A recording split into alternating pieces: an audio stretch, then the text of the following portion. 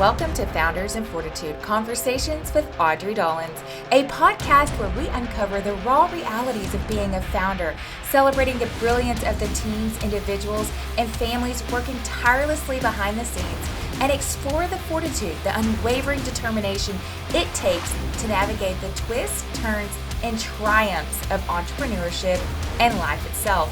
Each week, we will share candid conversations, actionable insights, and inspiring stories to empower you on your journey. Whether you're building a brand, scaling a business, an online creator and influencer, or pursuing your passions with relentless drive, let's dive into the grit, grace, and growth it takes to thrive. Let's get into it.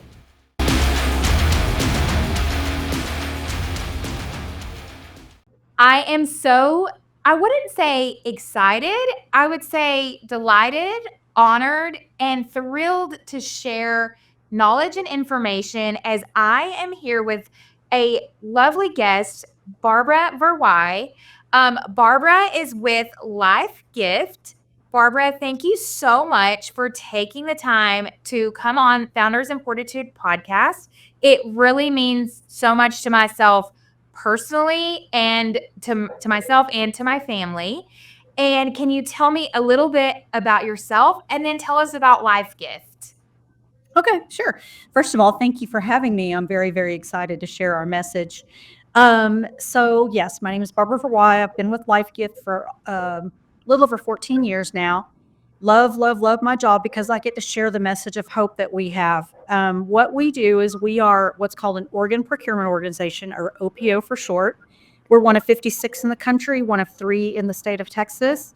And we are the people that make donation happen. So when somebody's a donor in our donor service area and they pass away in a way that allows for organ donation, which is very, very rare, it's only about 3 in 1,000 people die on a ventilator, which is required for organ donation. When that happens and the hospital calls us and lets us, we've got a patient that's, meeting these clinical triggers for potential for donation, then we're the ones that arrange for the surgeons to fly in to recover those organs. We figure out, along with UNOS, United Network for Organ Sharing, we figure out who the recipients are going to be. We manage the donor up until the point where the organs are recovered, and then we package them for transport, and we make sure they're nice and healthy and going to the people that need them. I think that you touched on so many things, like with each moment that you just shared and the process that you do touched me in my real life. And so I want to take this moment to briefly share the story of my father's passing and how your organization took each step with us. And I think it's the simple thing of when you go to get your driver's license, they ask you, do you want to be an organ donor? And a lot of times you're like, sure, why not? It's a really quick thought process. But I think it's so important to meet with you today because for our family, it came to life and it came to where we had to process and make these decisions and carry out the decisions that my father had made. In December of 2021, my father passed away unexpectedly and tragically in a car accident. When you said the statistics of like what was the statistic you said in organ transplant? It's very rare. 3 in 1,000. So 0.3% of people die in a way that allows for organ donation. It's a very, very rare and special opportunity. And so we try to take, advantage and take care of the families and all the things at the time of death. It's a lot, but it's so rare and special that we try to honor everyone. And I think the rarity of his case is what I bring to light, and where, yes, I agree, there may be a moment right now where I get emotional, but his story is so powerful because every little detail that comes to the point where he could donate his organs. So he had a car accident.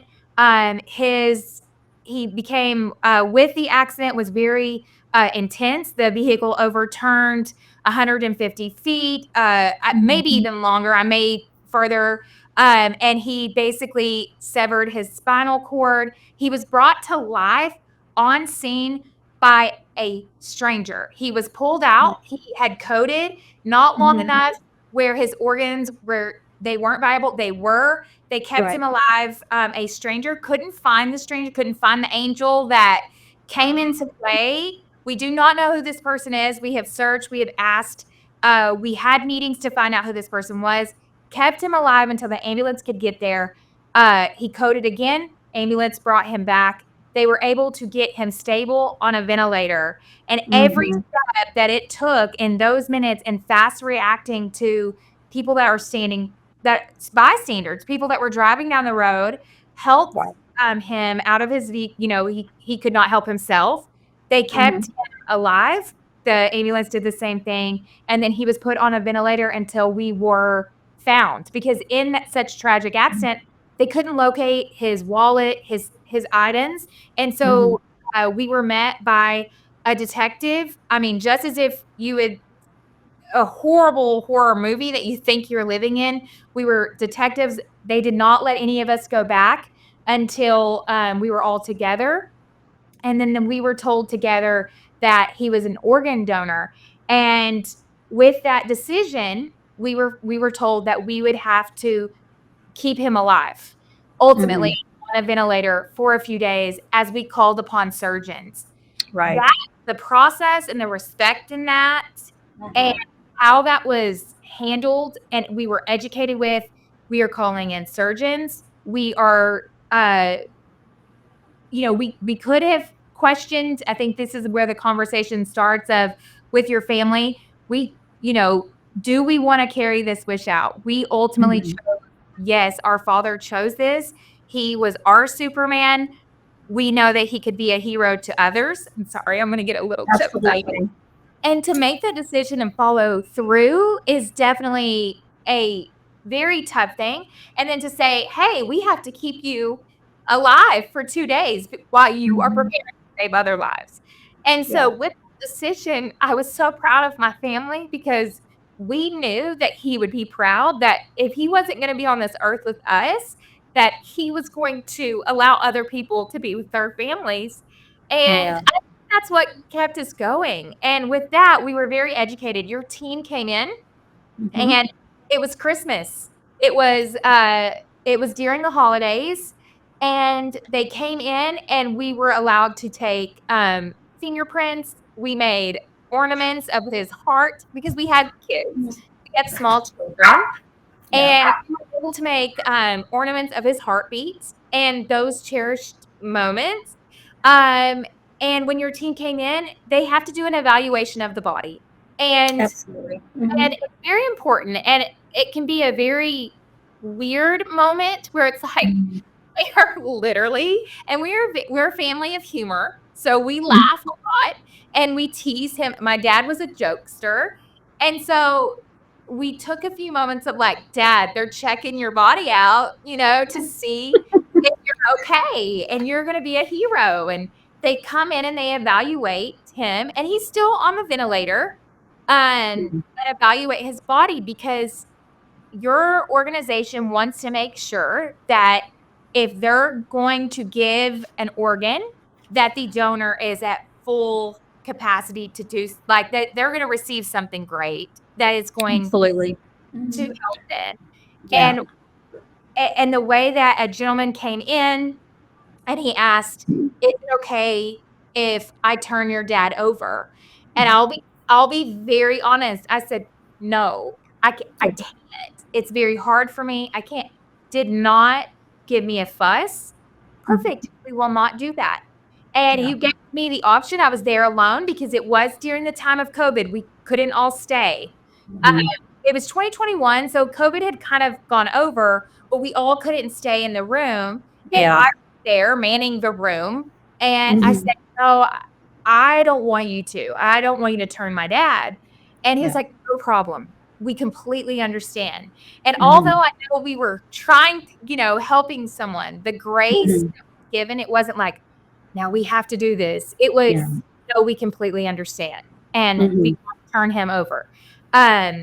Because that's a whole thing when someone is quadriplegic and the newly and all of that. I was very nervous. And then with everybody so lovely, talk about and I experienced this process. When someone commits to this, hospitals are not used to this. Not every No. hospital is prepared for this situation. This does not happen all the time. Right. Now, some of them, it is more common. It depends on the hospital. But yeah, the hospital that your dad was in, from what I understand, is not, super familiar with organ donation. So we have teams of people that come in, and we depend a lot on the hospital team as well, but we have to kind of direct things and guide them, figure out which testing we need to do, because we don't only just assess the potential donor's body, we have to assess every organ individually. And a lot of people don't realize that some people are like, well, my liver's shot. I hear that a lot when I tell them, you should consider registering. And, oh, my liver's shot. Well, did you know you can donate other organs? And even if your liver's shot, which Yes. it I would will assess every organ. Yeah. Right, and I will say this, I think that's a misconception, Mhm. to tell a little bit of my dad's story. My dad, was sober for over a year. He became sober. My dad, very great, had it worked at American Airlines for years, decided his journey to become sober, was sober for, a year. Of course, everybody makes jokes about kidneys and drinking and all of the things. Yeah. Uh, Definitely get checked out, like you said. Yeah. Um, with his story, leading into his death, he was baptized 3 months before he passed away. Oh, And so wow. I feel with each step, it's really a testament to his life and his story. And when we were following through with him being a donor, they came back. His kidneys are viable. Yeah. And if someone has, you know, experienced certain things, there were certain organs and those jokes of like, oh, that's definitely continue this journey. It's such, find out, Yeah. start the conversation. And Mhm. then with the hospital and the experience, kind of going back to that, this hospital hadn't had a lot of this Mhm. situation. This was where they took him. This was close. The hospital, how they stepped up for my family was in the time it was beautiful. It's one of those blessings in a hard moment, and, uh, your organization, when it was time, they did what is it called when you walk down and all of Honor walk. the honor walk? Honor walk. Let me tell you, that Yeah. was one of those things that you will Yeah. never and you're Agree. so grateful. Yeah. Uh you only imagine that you get to see your parent honored, and it was like, so beautiful and so grateful. But then it was like, oh my gosh, it was such an outer body experience of walking down that hall, and you laid a flag on him or something. There Mhm. was something laid on him that was identifying him as an organ donor, that he was heading into surgery. So we were all walking down with him into surgery. The surgeons had flown in. The hospital got a waiting room ready in our own Mhm. area. No one was there. It was our family. We got to hold his hand for his last breaths, and he was taken back. And surgery was being performed so that his organs can be taken to the people in need. And as Mhm. the surgery was happening, we were walked outside, as the hospital flew a flag in his honor. And so with your organization, you all put that into place. Mhm. They had never, they carried they rose flags in his name, and the Mhm. whole hospital came out, several people, and our family stood around as he was in surgery, and he took his last breath and was in surgery, and we stood there around the flag, to honor his gift as they were being flown to others. And with that, I mean, what an amazing organization that is to honor. That flag may not have meant to anything to anybody in this world, but it meant so much to us in Yes. following through with that decision, and your organization does that. You guide us, You walk us through every little step, because when you lose someone, your mind is not at all. It's not all there. Yeah, absolutely. So, yeah, we have very, very good support people called family engagement specialists that are there with the family as much as the family wants them to be. They'll be there 24/7 if that's what the family would like. So they support the family from the time of authorization, or what we call disclosure in the case of a registered donor, up until the OR and even after that. And then we have other support people that help the families after the donation to coordinate writing letters to the recipients, and vice versa. And so it is an amazing organization. I do have to thank the hospital, that the staff that your father was in, because some hospitals don't allow an honor walk at this time, Okay. because they're not familiar with it and it's not the normal practice or whatever. So I'm always glad to hear when one can pull it together, because it's the hospital's decision whether an honor walk can take place. So I think that's amazing.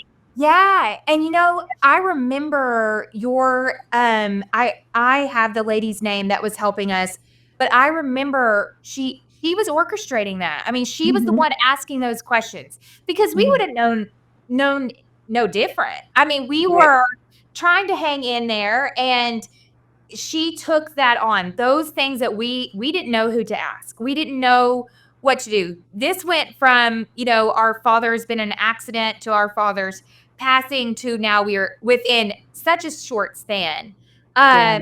And the hospital was great. And I think, Mhm. your organization, the way how respectful it was handled, along with working with the hospital, all of these details happened so seamlessly in a time of grief that Mhm. it makes me I the gift is unbelievable that was given to us as we let go. And there was someone there thinking for us and advocating for us. Well, I And can tell you that all of our staff is always honored every time. It's what we do. Can you imagine working for a company that does this type of thing and not being pro donation, or not being, just 100% all the time? So it's incredible. Everybody on our staff, I think, is just so absolutely happy to be wherever they are doing the job that they do. yes, and I mean, when I say day or night, I mean, it was like 9:30 conversations, coming in, sitting with us, holding hands, walking with us, every step of the way. And Mhm.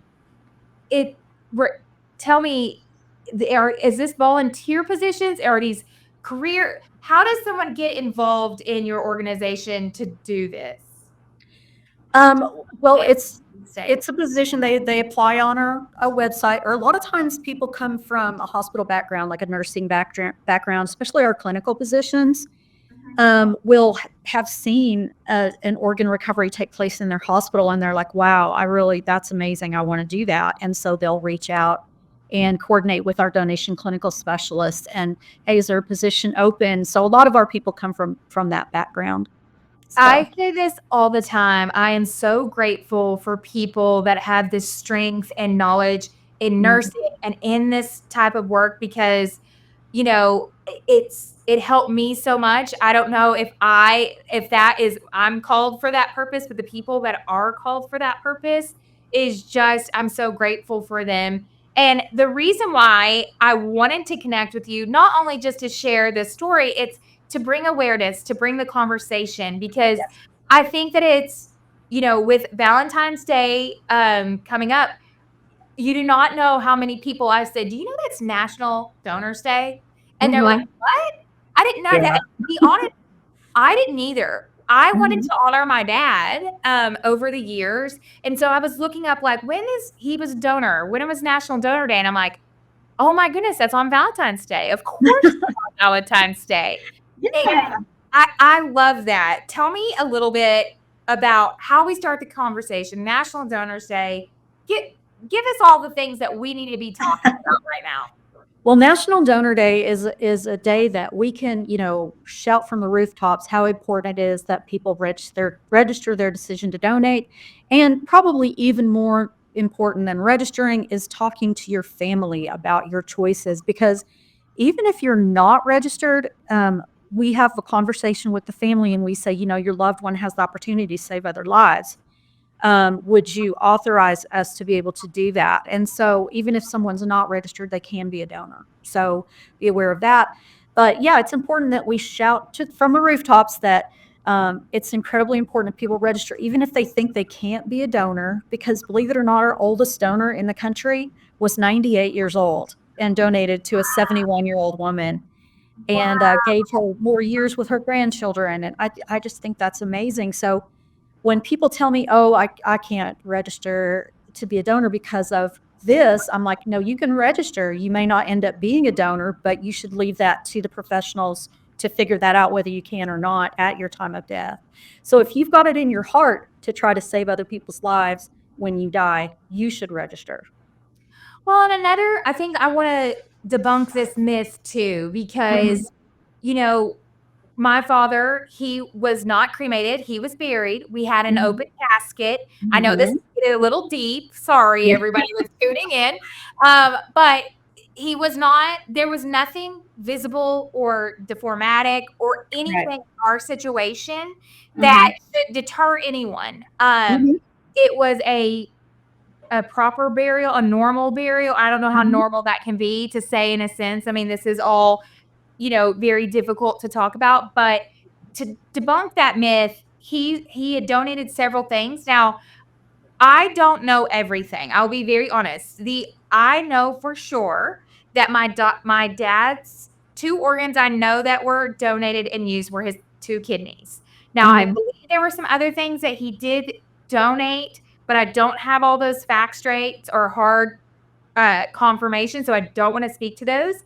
Mhm. And that we did connect, uh, on where those are. One for sure did go to a lovely woman that's a wife, a grandmother in a neighboring town here, and so your organization has allowed very, protected conversations. Mhm. The conversations are very legal in a structural manner, so that Yes. there is protection of both parties that are involved, and that if we want to speak to these people, if they want to let us know, they can. They do not have to, and that if we wanna reach out, they let us know if we can, but we don't have. Yes, there's definitely a process in place for that. So if one party wants to write to the other party, they send their letter, they write their letter, they send it to LifeGift, and if there's nothing inappropriate or something they shouldn't be sharing, then we, gently direct them to rewrite, and say what they need to change or whatever. And then when it is correct, then we'll forward it on to the other party. And after a couple of letters, if everything seems appropriate and both parties are amenable to it, they can be introduced to each other, which when we have those, it's the most amazing thing, because we'll offer to host it at one of our offices. We have an office in Houston, Fort Worth, and Lubbock. So we'll offer to host it in one of our offices, bring those parties together if they want the media involved or anything like that. But those are really super meaningful and a good way to share the message of hope that these families have experienced. So yeah, there is a particular way to go about it. I will say I have not yet chosen to take that step, and my family and we live all across and we're kind of far apart. I Mhm. want to, not there yet. Yeah, And I it's a think everybody personal gets there. choice, and it's a I mean, yeah. I love knowing and I want to know and but just not there yet. I love to know Mhm. that there's so much love and thankful, gratitude to my father and the gift that he gave, and the letter was beautiful and it was so Mhm. appreciated, and I love that we did not take that step, but I love that there's an option. And I love that if we want one, you guys will mediate that and make Yeah, sure that that will happen. Um, absolutely. when we're going back to becoming a donor and that conversation and registering, I think Mhm. that's why this was so important for me because we knew in passing, we knew our father well enough to know that if he says yes to something, he thought about it. Our Yeah. dad processed things.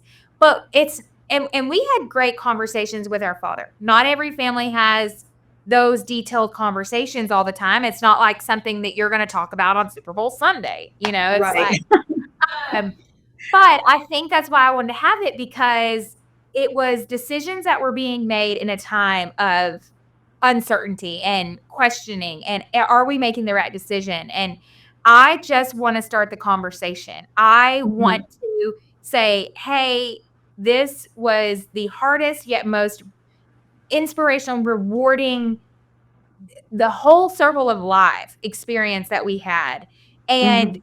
think about it, consider it. And he saved lives out of Yeah. a horrible, tragic situation. And you could do that too. And, Mhm. and talk to your family about what you do and don't want, and just starting that conversation. Absolutely. And Yes, that is so important. Just starting the conversation, just saying, "Hey, I renewed my driver's license today, and guess what? I signed up to be an organ donor, and this is my end of life wish, and if it can happen, I want you to help make it happen." So people don't want to talk about death. They don't want to talk about their end of life wishes, and the fact is, it happens to every single one of us. And so, if we get to a point where we can't speak for ourselves, wouldn't it be great if our family knew what we would have said? And that's why it's important to have that conversation. 100%, because I Mhm. think that too, where so many cards lined up for us. My dad had everything planned. We didn't sit down and say like, "Hey, this is what I want." He already had his funeral planned. I mean, my dad Mhm. is he was a gem. Like he already had his roses picked out. Like they Aw. were cowboy colors, silver. They were like white, and we had just everything was cowboy color, silver and blue. His headstone. He was Dallas Aw. Cowboys till the day he died. Bless his heart. But he had everything planned, and I think that's why I'm like, we have to do this. We have Yeah. to share that message, because it made us just be able to grieve. Yeah, And absolutely, and so many families don't have that, yes. they don't know what would they have wanted? This is so unexpected, we never talked about it, and, that's one of the big things that we have sometimes here is even when we go to a family and we've looked in the registry and we've seen that they registered, we'll go to the family and say, "Your loved one made this selfless decision that they wanted to save others, and the opportunity is now here," and the family sometimes will go, "Well, they never talked about it. He never talked about it. So we don't know, so how do we know that that's a legitimate thing? Their trust is down because they're in a state of fear and uncertainty and grieving and anger and so many emotions going on. So wouldn't it be great if everybody knew what their loved one wanted, at their end of life before they get in a situation where they can't speak for themselves anymore? So your father really did you a great service by taking care of everything ahead of time, including the whole funeral and everything. That's amazing. Oh, he had everything paid up, that he even had his own reception. Like I'm just Wow. like, my goodness. Like he literally was a superhero to us kids. And that Absolutely. was he worked so hard, and just honoring him in those moments, having your organization to do so. And I think that's what, to me, I look at Valentine's Day different every year. And Mhm. if you are taking the time to be awkward, to send those monkey balloons and all the things, take that moment to be awkward and say, "Hey, are you a registered donor? Because I love Mhm. you that much." That Yeah. that is, to me, what he set out for my family, and for us to be able to celebrate his life and not live, not question. He Yeah. took care of, he was taking care of us when he was not even with us. And Yeah. I think that's what your organization does. What if they want to register? What do we to donate? Mhm. How do we get involved with your organization? What do we share with our family? Do we share, LifeGift? How do we connect? How do we choose you? So when we came in, I think I don't know if they presented, I forget how, in the craziness. I think we had options, and Yeah. and we presented with you guys, and we went with you guys. How do we Well, connect all of those dots? How does that work? the good news is you don't have to. Every hospital in this country, the United States, every hospital that has operating rooms and ventilators within their hospital has an organ procurement organization assigned to them, because we don't want to have to deal with all those choices and, people trying to figure things out. So every hospital has a certain OPO assigned to them, so they know who to call. Okay. So your father's hospital that he was in, knew to call us where his assigned OPO, or where that hospital's assigned OPO. Like I said, there's 56 of them in the United States. There's 3 of them in Texas, and we were happy to take care of your daddy because he was in our hospital. So Yes, and y'all did such an amazing, amazing job. Before we kind of circle up, is there anything else that you would like to share about your journey, about LifeGift that we haven't touched on? mm, And I mean, I can't thank you all enough. You've helped my family in so many ways that it was so important. And for you to come on, I can't wait to share with everybody. This is gonna go live on Valentine's Day. What other is there a story? Is there an impactful message that as we wrap up that you would like to share in regards of life gift that you've experienced that could be impactful? And why do you do this? I do this because, I have been passionate about donation from the get go before I even started at LifeGift. And believe me, when I did get a job initially with LifeGift so many years ago, I was so honored. And I thought to myself, I need to treat this with the utmost respect and be a great employee and do the right things for people. It's always been important to me to make an impact on the world and save other people if I possibly could. And what better way to do it than have it be part of your job, too? So to me, Yes. I've just always been passionate, and I'm lucky now to have a position, as a community engagement specialist, to share these stories and share the importance of organ donation with others. Um, it really is incredible. I do want to say a couple of things. The way you can register, really, it's super easy. You can go to donatelifetexas.org. You can go to registerme. I believe it's registerme.com. You can just click, or type in donate organs or organ donation, and Google will lead you to the site where you can register. And then you just enter your name, address, and then an item that's personal to you, like your driver's license or social security number, and click a box that says you want to register, and really you're good to go. Now, there's some other options that you can choose, but that's a lot of detail. But yeah, if you register, yeah, you can actually choose, pick and choose which organs or tissues you would like to donate. Um, and yeah, a lot of people don't realize that, because we had people that were like, well, I want everything to be, donated except my eyes. Don't touch my eyes. They're the windows to the soul and things like that. And it's like, wow, you know, did you know you could take your eyes off of the list? Oh, And yeah. Well, I think they did say that they took and I'm starting to remember things, and I think that they did take things from I corneas, know that they did take some yeah, did you say corneas? corneas, uh-huh. Yes, I do Corneas think can they give took the gift of sight to 2 people. So, each cornea, if it's good, can be transplanted into someone okay. and give them the gift of sight. So 2 people can get the gift of sight. Up to 8 lives can be saved from organ donation through the Yes. heart, lungs, liver, kidneys, pancreas, and intestines. And up to 75 lives can be affected by tissue donation. We're talking about burn victims and things like that. I'm actually a 5-time tissue recipient. And I probably wouldn't know that if I wasn't in the field that I'm in, because they don't tell you that. The surgeons don't say you're getting, cadaver bone or deceased donor bone.